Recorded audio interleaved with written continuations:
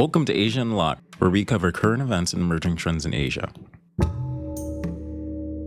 Thank you for joining us for this episode of Asia Unlocked. My name's Eric Clark, and today I'm joined by Asha Clark, who will talk to us about Pete Hegseth's recent remarks at the Shangri Dialogue and help us make sense of Asia's current strategic environment. Asha Clark is currently a principal analyst at the MITRE Corporation for China and Taiwan. Her career spans the public and private sector, including positions in the U.S. government, NATO, and the intelligence community. Thank you for joining us, Asha. Thanks, Eric. It's so good to be here. I'd like to start by asking you about a central theme of Secretary of War Pete Hegseth's keynote address. He declared that the U.S. will not approach regional challenges with, quote, needless confrontation, but with a posture of measured and deliberate strength, arguing that America's approach will be, quote, strong, quiet, and clear, rather than a continuation of the previous era of performative outrage. What is your initial reaction to Hegseth's strategy and his declaration? Does it signal continuity or discontinuity in terms of the U.S.'s broader approach to security in the Indo-Pacific?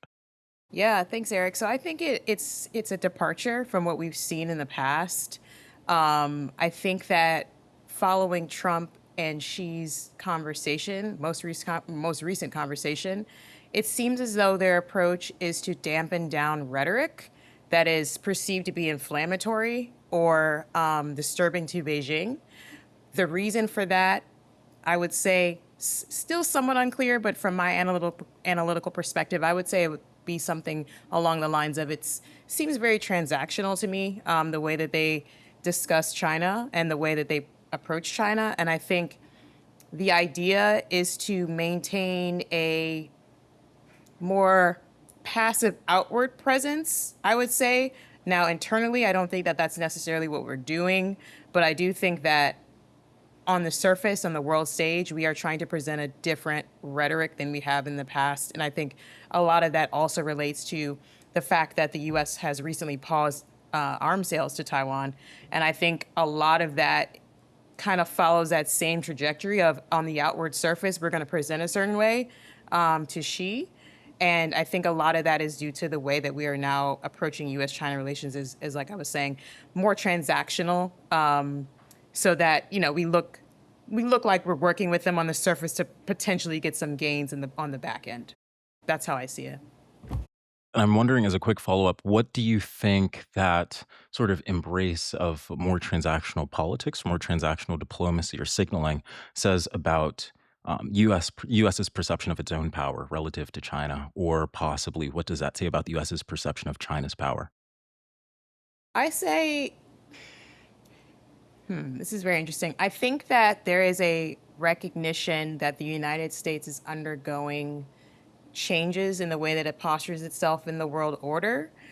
The effect of those changes are yet to be seen. I think we are now more challenged than we ever have been in terms of quote unquote polarity and bipolarity and multipolarity on the global order. I think that we are facing more and more challenges to our power. And I think especially speaking, the way that the United States looks on the surface is starting to look like we have a little bit more cracks in our armor. I think that's what people are perceiving. Whether that's true or not is up to, discretion. But I think from the outward posture looking in, it looks like we have more challenges, we have more internal turmoil.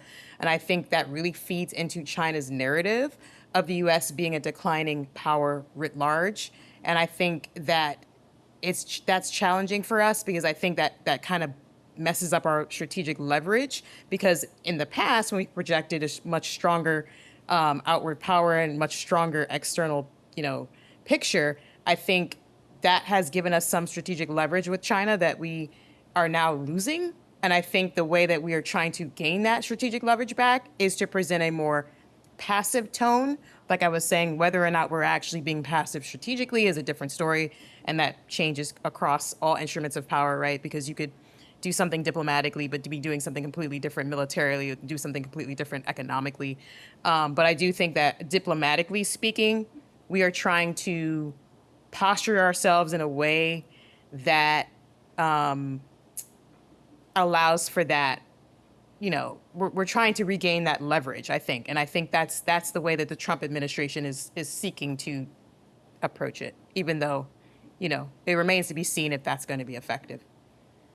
That makes sense. And you raised an interesting point because although we could be pursuing a certain strategy in one sector or in one domain of statecraft, we could be doing other things in other sectors of statecraft, or we could be doing things privately that we are not doing publicly. I'm wondering, in terms of what we're doing publicly, do you think that because most people, when they talk about Hegseth's remarks, they emphasize the softer tone and they talk about how this might be a signal that the US is going to adopt a softer stance on China. But based on what you're seeing publicly, based on what you're seeing the US do publicly in those other sectors or those other areas, what are you seeing that might signal that we are still tough on China? Or at the very least, we are not going to completely forego um, challenging China. Hey, we're not necessarily tough or not. See, let me say it like this. I think that the Trump administration has changed its priority away from China, and I think we're never going. I don't think they're ever going to try to make America look a certain way. So I wouldn't say that we are not tough on China anymore. I think that the priorities have completely shifted to the Middle East. And I think that's where a lot of the focus is. And I think that the Trump administration is using that to their advantage in the sense that we are focused more on this region right now. And there's been a big shift away from China. And I think because we have a lot of other priorities going on, there's no way that they are going to be able to then inflame that rhetoric as well because we're trying to stay focused on one region. And I think that's where I'm seeing it go. I think that the priorities have completely rebalanced, and not that they wouldn't balance back out. I think they're actually going to there's going to be times when it might, shift again. But I think we are trying to maintain a strong external front in the Middle East. And because we're doing that right now, it's going to be less focus on China. And I think the less focus is translating into more of a softer tone. But in reality, China is still an adversary that's called out, in our defense strategy, and it's still called out in our intel, all of our strategies, right? All of our national strategies, China is still called out. So I don't think that's changing per se, but we have seen a big rebalance away from East Asia. And I don't think, I have my own opinions on whether we should be doing that or not. But yeah, I think that's what they're doing. They're kind of trying to keep the, kind of pacify, kind of keep it calm over here because we have a fire we're putting out over there, and we can't have like all these fires emboldening. And I honestly think that the main focus of this dialogue from a China perspective for me was the Japan remarks. I think that flashpoint is actually getting worse. Ever since the prime minister herself spoke about defending Taiwan back in 2025, like basically if China were to do something, talked about how that's an external, like extreme existential crisis for Japan. That ever since she made those remarks, we have like slowly seen China ratchet up tensions with Japan. And I think for me, though Hegseth's speech is very, important in the sense of U.S.-China relations, I think a lot of people discount the relations that China have with other countries and the implications that they might have for the United States as well. Do you see what I'm saying? I think that also went under the radar a little bit more than I would have appreciated. I think that that's a big point that kind of was could have been emphasized a little bit more. But I do think wrapping up that yeah, I just think we're trying to rebalance our priorities, and because America is not able to be everywhere all at once, that's what we're trying to do.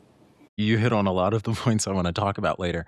But one of the things you mentioned at the very beginning was conversations about like order, the possibility of bipolarity. And one of the things Hegseth mentioned during his speech was the US's vision of the Indo Pacific is one where no country dominates the region. So, not one in which the US dominates or one in which the US and allies are able to maintain things, but instead a country where neither the US nor China dominates the region. And some people have made the argument that this signals a shift toward the US embracing bipolarity or possibly even multipolarity. What are your thoughts on whether or not it's possible for there to be constructive coexistence or a constructive bilateral relationship with China?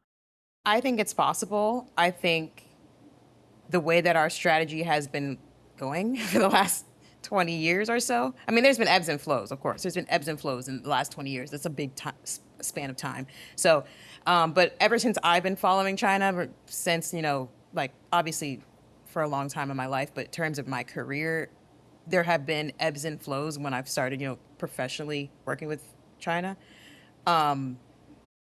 The idea of the U.S. embracing multipolarity, I think, sounds nice in a statement, but I think the reality is the United States, from what I can tell, is trying to be more of a internally focused, like if we're looking at it in like a, you know, let's say unbiased way.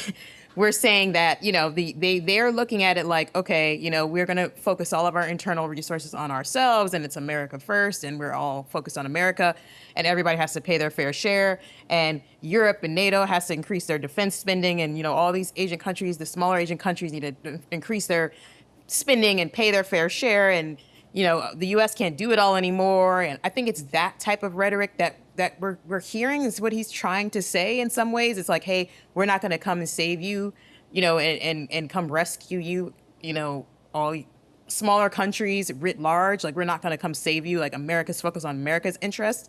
I think that's what they're trying to say. But really, when you think about a multipolar world, that kind of clashes with that ideology in the sense, because it's, yeah, you're saying everyone's going to pay their fair share and do their fair share. But the idea of multiple great powers, I don't think the United States would really do well with that. I think that would be a strange reality in practice, because think about it, like, for example, the Western bloc of the world, so the United States, the Europes and all of that, having to then balance their power with the Eastern bloc of the world, I don't necessarily see that happening, because there's just a severe ideological chasm between the West and the East. If we put it in a big block, West and East, big ideological differences right there. So for that, I don't know how how a multipolar world would run in theory, because whose ideology is dominating in a multipolar world? You know what I'm saying? That's very hard to put together. And even in a bipolar world, right? Ideological speaking, China doesn't even believe in that, because they believe that we're declining. If you really look at communist political theory and rhetoric, you will see they do not believe that they're even competing with us, because, like, from an ideological perspective, because they believe that the United States has always been inferior, and they believe that we're now showing the world why we are that way, for whatever reason. You know what I mean? That plays into their information, system, and the way that they describe us. But long story short, I think that's why it sounds nice. It sounds nice to say we're all gonna play nice and we're all gonna, play a bigger role in the world. But at the end of the day, who's ruling? There's always gonna be someone that rises to the top. There's just too many competing interests and ideologies, I believe. But I do believe that the United States is going to continue to be challenged as powers rise. I do believe that. We have seen, based on political publications or writings, that there are sort of concepts in which China is focused on the decline of the West, and as the West declines, opportunity for China increases. So, for example, like great changes unseen in a century. So I thought that was very interesting to hear. But you mentioned something about alignment and the ideological chasm. So I wanted to talk about one of the things that came up during the keynote, and it was during the Q&A. One of the first questions that was raised was by the Japanese Defense Minister, Koizumi, and he mentioned that although Japan is very confident in what the US provides and the US's commitment to the region, its neighbors, Japan's neighbors, aren't as confident, aren't as sure in US assurances. So I'm wondering, in a world where the US is incapable of assuring allies in the region or possible partners in the region, and in a world where the US is focusing increasingly on the Middle East, what do you think might be the implications or consequences for stability, security in the Indo Pacific? It actually reminded me of the second part of your question, which I forgot to answer. The one that we just, passed, which was related to if we could have like who would rule, quote unquote, rule the Indo-Pacific. Like if China, no one should rule. It should just be like a open area or a free area.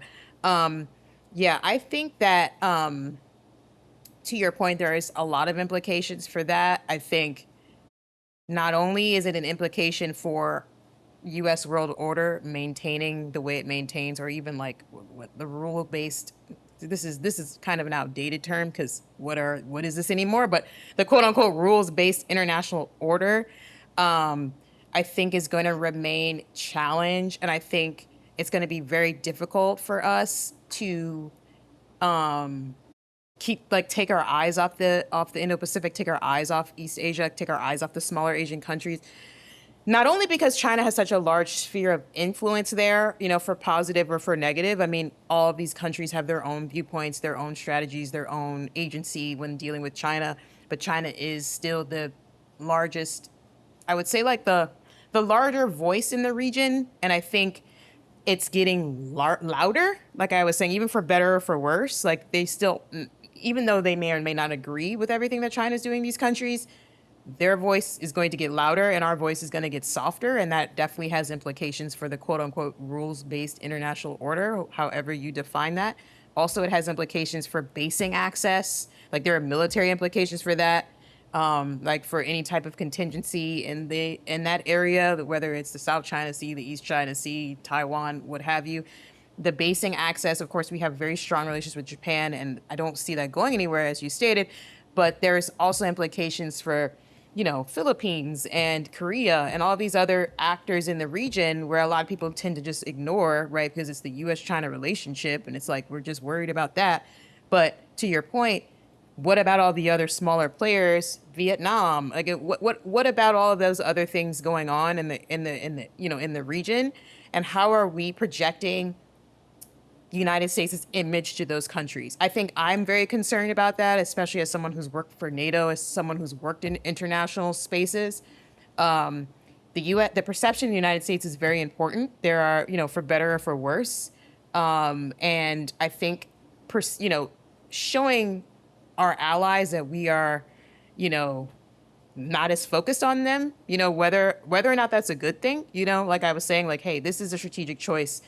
I think about foreign policy as as kind of like a chess game or things like that, where there's a strategic move, right? And there are implications for those moves, whether you believe that's correct or incorrect, or that's the right strategy or the wrong strategy. There's always domino effects of any action that you take. And I think one of those consequences is you do not want it to look like we are isolationist and we are not coming to, maintain the rules-based order the way that we have the power to do so, because there's really no other country, that balances with us in that realm, right? There are countries that play a big role, but there's no country that's, on America's playing field in the terms of what we've done, internationally, for better or for worse. And I think, yes, it has really big implications, and it can affect our security guarantees and assurances when push comes to shove, especially if there are any crises in the next 5 to 10 years. It's interesting what you mentioned about the concern you have related to how the US or how we're currently projecting our image to those countries throughout Asia. So I'm wondering if you could talk to us a bit about what you think components or a piece of an effective messaging strategy might be. So, for example, in the past, analysts have argued that appeals to the security interests of the smaller Southeast Asian countries is one of the largest drivers to generate alignment. What are your thoughts? Do you think appeals to security interests of those smaller countries is sufficient? Do you think it's the best approach, or do you think there's another strategy that we could adopt? I think we have to play more comprehensively across the dime fill spectrum when we do these types of actions. I think the U.S. typically is a little bit more reactive in those spaces. So, for example, like you could just use an example like, oh, if China's going to go do something in Pacific Islands, now we're doing something in Pacific Islands, things like that. I would like us to be more offensive. I would like us to have a more strategy. I would like us to have be more on a front foot in our posturing, less reactive. I think, like I was saying, historically we've done a lot of more reactive actions. I also think that it's I think security assurances are one side of the spectrum. I think we could do a little bit more financially there, but then, that has implications for other things, right? So if you're going to do more financial stuff with smaller East Asian countries or South Asian countries, then you're going to not do so much in the Middle East, right? So there's a balancing that we're doing, and I think our president has shown us where their priorities are right now. So this may not be something that we're going to be seeing within the next few years. I think we have an opportunity for the next administration, whomever they are, to take more of a proactive stance in the Indo-Pacific, to take more of a comprehensive approach with the smaller countries as a strategy, right? To have a more offensive strategy, to actually outline a China strategy specifically, whether that doesn't have to be something that's circulated, right? But that can be something that's understood within our own government of how we're approaching China. And one of the ways that we could do so is having a strategy with the smaller Asian nations, proactively engaging with these blocs more effectively. The Association of East Asian, South Asian nations, like actually associating with that, making that more of a positive dialogue. I think that all of that is important. I think that we could do more diplomatically on that side.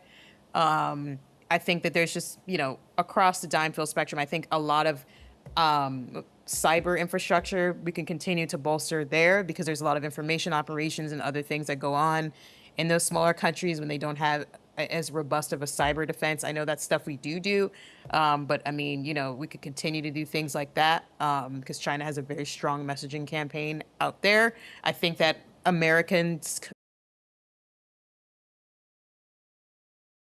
strategy in terms like America. Okay, so what do we mean by America first? What do we mean by these statements we make? What is our personal narrative as America? How are we, describing ourselves externally, not only to Asian nations, but to European nations, but to, all African nations? How are we describing ourselves externally? What is our narrative? China does a fantastic job at having its own narrative, keeping it consistent, using consistent terminology, using the same wording. Of course, there's slight variations, but it's a very consistent narrative. And for better or for worse, however you feel about it, it is consistent, it is focused, and they say the same things over and over and over again. And that's not by accident. So I think we could do a better job in our own narrative power. It's a big thing that I've thought about for a while now, not just for China, but for everyone. We could frankly just do a better job of describing what do we mean by all these words that we say. What do we mean about, what are we trying to, what is our vision for America besides putting us first? What does that mean? I think that could be better described. Before we want to run out of time, I want to ask you two more questions. So, what I want to loop back to the Taiwan question that you raised. Hegseth did not mention Taiwan explicitly. Some argue that he referenced it implicitly by discussing the first island chain, but even then, that's starkly different from the 2025 speech in which he explicitly mentioned and discussed the threat posed to Taiwan by China. So, you discussed the importance of strategic clarity in realizing credible deterrence in your 2024 article published in the East Asia Forum. Would you still argue that strategic clarity is appropriate in the current geopolitical context that the Trump administration is faced with for defending Taiwan or ensuring Taiwan's security? It's a very good question, Eric. I actually I stick behind that analysis. I stick behind that point. I think I stick behind that point writ large, bar none, with any administration that we would have. So whether it's Trump, whether it's Biden, whether it's anyone, whether it's a future administration we have not seen yet, I do not think that it is. I think that we've come to a point now, and a lot of analysts don't agree with me. There's this, this is an issue that people have argued for a long time, and people are either on the left or the right. I'm on the side of we should be clear, because I think that the ambiguity is starting to hurt us. I think, even to your point, like saying it one way one year and then completely changing your tone in another year, I don't think that's strategically beneficial for the United States. I don't. I think that it would be better for us to outline what we believe. So if we believe we do not want to do that, or we believe that, we do not, even if we do something like China, where we say we do not renounce the use of force, if we say, hey, we don't know that we would necessarily defend. Like, you could say something like that, but like stick to the actual point that you're making. I think that a lot of the times we waffle on the issue of Taiwan, and it has caused a lot of potential for miscalculation. I think that's what it does. For me, I think it causes a lot of miscalculation, and I think that China likes to play in the gray area, and I think with the ambiguity, we're giving them gray area to play around in. And now they can test us to see where we're really going to fall. And I think honestly, you could take that stance of saying, well, if they've changed their tone, if our administrations change our tone, then that could signal to China that we're able to be tested. So I think for me, it's more of a offensive standpoint, to be clearer and to kind of take that away from China. I don't think that it benefits us. I think it benefits them more, because they can kind of push the boundaries, right? And if we don't have a clear assurance, it gets murky, because that doesn't mean that they'll necessarily do something militarily, but they still might do something. You know what I mean? And it allows them to play in that area of, we can just go right under military and still get what we want. And I just don't like that we've given them that much space to make that decision. For the last question, I wanted to talk to you about China's absence from the Shangri-La dialogue. I shouldn't say absence, but instead the absence of the highest level Chinese defense official. China sent in the previous year, or one of the previous years, the vice president of the National Defense University, a major general. This year, it was a professor at National Defense University, also at the rank of major general. But for the past few years, some analysts have noted that the Minister of National Defense, China's Minister of National Defense, has been notably absent. Even Hegseth mentioned it during one of his speeches. And analysts have talked about a couple of different reasons. Some suggest that it is an indication that China believes its power is such that it no longer needs these forums to influence its neighbors. Some make the argument that China views the forum as, setting dominated by the U.S. and its allies. And some argue that there's simply no tangible or pragmatic benefit to China attending. I'm wondering, what do you think China's absence signals? What is the significant, or maybe is it not significant at all? It's significant. And the reason why it's significant is because China is more concerned about forums, and this is something that's been going on for years, actually. More concerned about forums that it has its own voice or a louder voice in, than it is concerned about Western-led forums. So Shangri-La is a Western-led forum. It's dominated by Western voices and dominated by Western narratives, and they are way more concerned about pushing their own narrative, their own. For example, the Global Security Initiative, GSI, GDI, Global Development Initiative, all those initiatives that they started a while ago, a few years back, they're more focused on pushing stuff like that. They're more focused on pushing their own forums, their own, narratives, their own opinions and viewpoints, for better or for worse. I think that's why it's so important that the United States tries to posture ourselves better in the narrative soft power, arena. And I don't know if that's going to happen, but I think that that's just one of China's, courses of action. It's a playbook, basic playbook, what they always do. They have been trying to, lead their own forums and lead their own dialogues. And they don't really, to me, it signals that they do not place as much emphasis on this. And they will continue to probably degrade their participation as years go on, and maybe they'll stop showing up altogether. China likes to do gradual stuff, so it's not going to just not show up. It's going to be a tiny, tiny, tiny, tiny dribble down to the point where, who knows what's going to happen in the next few years, who they send or who they don't send. But I think they're going to continue to downgrade their participation. And I think it's a symbolic posturing. And it shows, to me, it has nothing to do with their power. It has more to do with they're not interested to be here. That's perfect. And with that being said, I think that's the perfect place to stop. Thank you for the extremely rich and insightful analysis on recent events. And thank you again for joining us. Thanks, Eric. I appreciate it. Thank you for tuning into this episode. We hope you join us in tracking emerging events across the Asia Pacific, and join us for our next episode of Asia Unlocked.